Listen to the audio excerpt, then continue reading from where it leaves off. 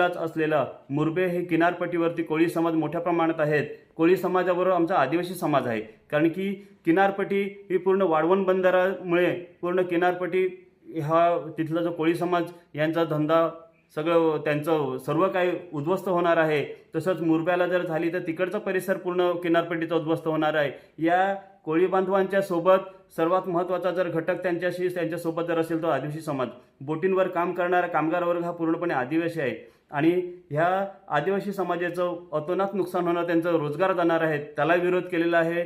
त्याचप्रमाणे डहाणू हे हरितपट्टा आहे आणि नोटिफिकेशनमध्ये येते त्या ठिकाणी जे थर्मल पॉवर आहे, जे औष्णिक वीज केंद्र आहे, ह्या ठिकाणी अदानी त्या कोळशापासून जी त्या राख तयार होते त्या राखीपासून सिमेंट तयार करण्याचा कारखाना करत आहेत आणि हा कारखाना जर त्याने तयार केला तर प्रदूषणाने तिथले सर्व वाड्या उद्ध्वस्त होणार आहेत। तेथील जनजीवन हे प्रदूषणाने पूर्णपणे ते मानवावरती किंवा इतर प्राण्यांवरती त्याचा दुष्परिणाम होणार आहे। ह्याला आम्ही विरोध करत आहेत।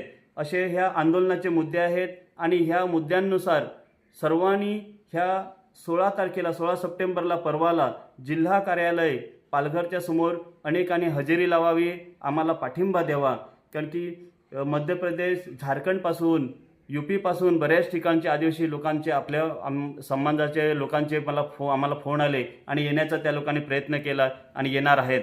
परंतु आपल्या जिल्ह्यातील अनेकांनी मला सांगितले की बाबा मला सुट्टी नाही किंवा काय। आपण आपलं अनुसूचित क्षेत्र हे राखलं पाहिजे आणि हे राखण्यासाठी आपल्या अनुसूचित क्षेत्रामध्ये असलेले हे जे सर्व इतर धर्माचे, पंथांचे किंवा कोणाचेही हे जे प्रार्थना स्थळे, धार्मिक स्थळे आहेत ती नष्ट केली पाहिजेत, कारण ती नष्ट नाही केली तर आपली संस्कृती नष्ट होईल आणि ज्या दिवशी आदिवासींची संस्कृती नष्ट झाली त्या दिवशी आदिवासीचं अस्तित्व पूर्णपणे नष्ट होणार आहे।